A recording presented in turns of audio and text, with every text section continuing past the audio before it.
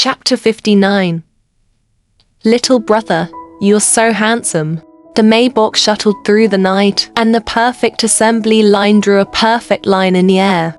Assistant son, who was driving, straightened his back and looked serious. However, if one looked closely, one would see that his cold expression was forced. It was already showing signs of breaking down.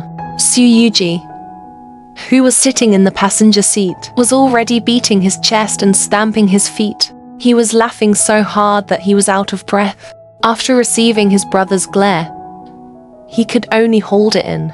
In the back seat, Jie Yishen's face was flushed red. Her eyes glazed over as she danced non-stop. Little brother, you're so handsome. Little brother, do you have a girlfriend? You don't, right? Little brother, one want to follow you home. Brother Su, I see you again. It's so good to see you again. Brother Su, don't marry that bad woman. Su Jingting held Jie Yishen's waving hands. Don't marry Anyan. Marry me. Marry me. After Jie Yishen got drunk, she did not forget to pull Su Jingting and continued to mumble. Su Jingting was also drunk, although he was not drunk. When Jie Yishen pulled on him, a few buttons of his shirt popped open, and his skin touched the air. The Maybach was parked in the parking lot of Yujingyuan Villa. Assistant Sun and Su Yuji scrambled out of the car and left. It was too inhumane. The golden dog biscuit along the way was simply fatal. In the back seat, Su Jingting pinched the space between his eyebrows. This was the first time he had experienced what it meant to be at a loss. The girl in his arms was still clinging onto him. Brother Su, I see you again. It's so good to see you again. Brother Su, don't marry that bad woman. Marry me. Su Jingting's voice became hoarse. Do you really want me to marry you? Marry me. Shanshan likes you.